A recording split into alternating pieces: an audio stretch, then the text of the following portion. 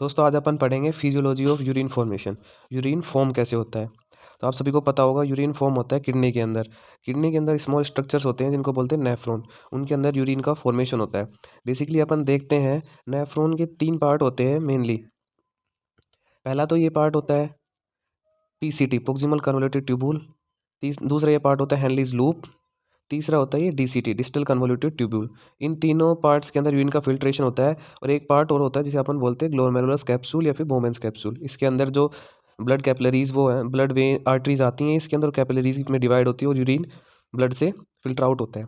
ये 4 पार्ट होते हैं। तो अपन आगे देखते हैं यूरिन फॉर्मेशन में बेसिकली 3 फंक्शंस परफॉर्म होते हैं। पहला पहला स्टेज होता है ग्लोमेरुलस फिल्ट्रेशन जिसको अपन अल्ट्रा फिल्ट्रेशन भी बोलते हैं। इसी स्टेज के अंदर जो आर्टरीज हैं वो ग्लोमेरुलस कैप्सूल या फिर बोमेंस कैप्सूल बोलते हैं उसके अंदर आती हैं।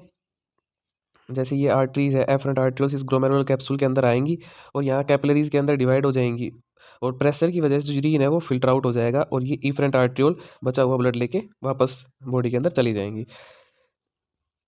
दूसरा प्रोसेस होता है सेलेक्टिव रीएब्जॉर्प्शन। इसके अंदर क्या होता है ये बेसिकली पीसीटी के अंदर होता है।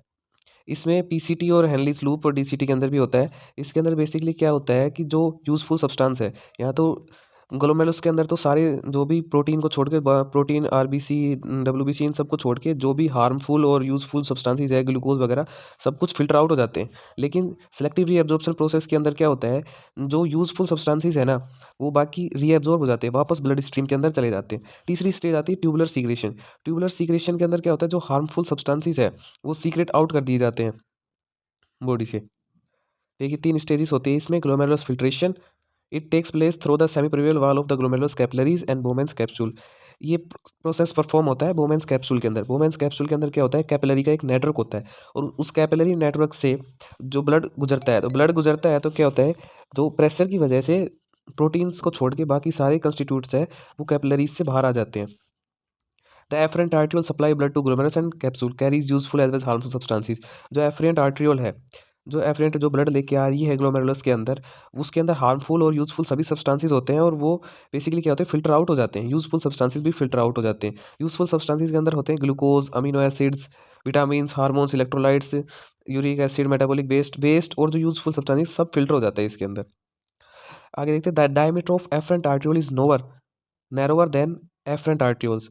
जो आर्टरीज ग्लोमेरुलस के अंदर आ रही हैं उनका डायमीटर क्या होता है ज़्यादा बड़ा होता है और जो ग्लोमेरुलस को छोड़कर जा रही है जिन्हें एफरेंट आर्ट्रियोल बोलते हैं उनका डायमीटर छोटा होता है। ये इसलिए होता है क्योंकि जब ब्लड ग्लोमेरुलस के अंदर आता है तो उसका प्रेशर ज़्यादा होता है लेकिन कैपिलरी नेटवर्क की वजह से वो प्रेशर कम हो जाता है। तो इसलिए अपन बीपी को मेंटेन करने के लिए जो एफरेंट आर्ट्रियोल है उनका डायमीटर कम कर देते हैं जिससे प्रेशर इंक्रीज हो जाता है। अब इस फिल्ट्रेशन प्रोसेस के अंदर ग्लोमेरुलस फिल्ट्रेशन के अंदर 3 प्रेशर्स इन्वॉल्व होते हैं। पहला होता है ग्लोमेरुलर हाइड्रोस्टैटिक प्रेशर, दूसरा होता है ऑस्मोटिक प्रेशर, तीसरा होता है hydrostatic pressure filtrate hydrostatic pressure. Glomerular hydrostatic pressure होता है ये 55 mmHg होता है। इसकी प्रेशर की वैल्यू होती है 55 mm ऑफ Hg। ये इतना प्रेशर होता है। ये प्रेशर वो होता है जो ग्लोमेरुलस के जो कैपिलरीज है उनके अंदर से फिल्ट्रेट को बाहर निकालने में मदद करता है एक्सक्रीट आउट करने में मदद करता है। ये पॉजिटिव प्रेशर होता है ये ब्लड के अंदर से फिल्ट्रेट को बाहर निकालता है। दूसरा प्रेशर होता है ओस्मोटिक प्रेशर। ओस्मोटिक प्रेशर जो ब्लड के अंदर जो प्लाज्मा है ना उसके द्वारा लगाया जाता है। इसका में बेसिकली क्या फंक्शन होता है ये अपोज करता है हाइड्रोस्टैटिक प्रेशर को। ये फिल्ट्रेट को ब्लड के अंदर से बाहर जाने से रोकता है उसको जकड़ के रखता है कि उसको जाने नहीं देता। अपोजिट प्रेशर इसको नेगेटिव प्रेशर बोलते हैं। इसकी वैल्यू होती है 30 mm ऑफ Hg। और जो तीसरा प्रेशर होता है वो फिल्ट्रेट हाइड्रोस्टैटिक प्रेशर। ये भी बेसिकली नेगेटिव प्रेशर है। ये भी जो फिल्ट्रेट है उसको ब्लड वेसल्स के अंदर से निकलने के लिए रोकता है उसको बाहर नहीं जाने देता। तो अपन नेट फिल्ट्रेशन रेट देखेंगे। अभी ऊपर अपन ने 3 प्रेशर देखे थे glomerular hydrostatic pressure osmotic pressure filtrate hydrostatic pressure.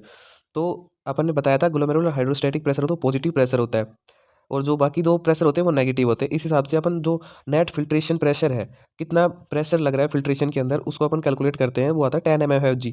Positive pressure minus negative pressure 55 mmHg ये पॉजिटिव प्रेशर था इसके अंदर से 30 + 15 ये दोनों नेगेटिव प्रेशर थे उसको माइनस कर देंगे तो बचा 10 mmHg। तो 10 mmHg क्या है अपना नेट फिल्ट्रेशन प्रेशर आ गया। इतना प्रेशर होता है नेट फिल्ट्रेशन प्रेशर बोलते हैं इसको। By the net filtration pressure of 10 mmHg blood is filtered in the glomerulus capsule. अपन ये बोल सकते हैं कि 10 mmHg प्रेशर के हिसाब से जो ब्लड है वो ग्लोमेरुलस कैप्सूल के अंदर फिल्टर होता है। Water and other small molecules readily pass through the filtration slits, but blood cell, plasma protein and other large molecule are too large to। अब मैंने पहले बताया था कि ब्लड प्लाज्मा के अंदर प्रोटीन, डब्ल्यूबीसी, आरबीसी इन सबको छोड़ के बाकी जो भी कंस्टिट्यूट है ब्लड के अंदर सब फिल्ट्रेट आउट हो जाता है। वो इसलिए होता है कि जो प्रोटीन और जो ये आरबीसी, डब्ल्यूबीसी होती है इनका साइज़ बड़ा होता है, और जो कैपिलरी नेटवर्क के अंदर जो पोर्स होते हैं उन पोर के अंदर ये फिट नहीं हो पाता, इसलिए एक तरह से छलनी का काम करता है। जैसे अपन छलनी के अंदर से कुछ भी छानते हैं तो बड़े पार्टिकल ऊपर रह जाते हैं और छोटे पार्टिकल अंदर निकल जाते हैं। उसी प्रकार से जो छोटे पार्टिकल है, इलेक्ट्रोलाइट्स हुआ, यूरिक एसिड हुआ, अमीनो एसिड्स हुआ, ग्लूकोज हुआ, वाटर हुआ, ये सब फिल्ट्रेट आउट हो जाते हैं, ये फिल्टर हो जाते हैं। लेकिन जो बड़े पार्टिकल हैं, प्रोटीन मॉलिक्यूल्स है, वो उसके अंदर ही, ब्लड के अंदर ही रह जाते हैं, कैपिलरी नेटवर्क के अंदर ही रह जाते हैं। The volume of filtrate form by both kidneys each minute is called as glomerulus filtration rate. दोनों किडनी द्वारा 1 मिनट के अंदर कितना फिल्ट्रेट प्रोवाइड किया गया है, कितना फिल्टर किया गया है ब्लड को, कितनी अमाउंट में फिल्ट्रेट प्रोवाइड किया गया है, उसको बोलते हैं ग्लोमेरुलस फिल्ट्रेशन रेट, GFR बोलते हैं। In a healthy adult GFR is 125 ml per minute. 125 ml per minute GFR होता है। इतना फिल्ट्रेट प्रोड्यूस करती है दोनों किडनी 1 मिनट के अंदर, और उसी को अपन डे के अंदर कन्वर्ट करें तो 180 लीटर पर डे, यानी दोनों किडनियाँ मिलाकर 180 लीटर फिल्ट्रेट प्रोड्यूस करती है पूरे दिन के अंदर।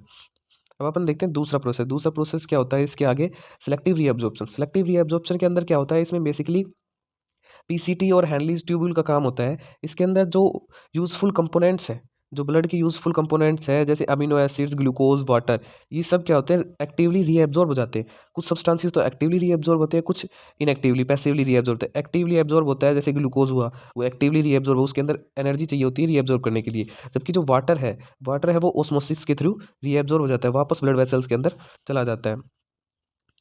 सेलेक्टिव रीअब्जॉर्प्शन के अंदर जो अपने ब्लड के कंस्टिट्यूएंट्स का लॉस हुआ है, इलेक्ट्रोलाइट्स का लॉस हुआ है, ग्लूकोज का लॉस हुआ है, वो वापस से मेंटेन हो जाता है।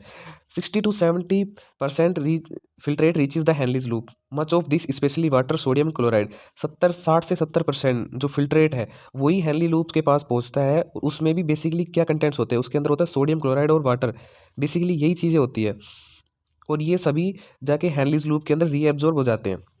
और आगे जाके बचता है 15 से 20%, जो स्टार्टिंग में जो ओरिजिनल फिल्ट्रेट प्रोड्यूस हुआ था, जिसको अपन 100% मान रहे हैं, लास्ट में हैनरीज लूप के अंदर से गुजरने के बाद वो बेसिकली बचता है 15 से 20%।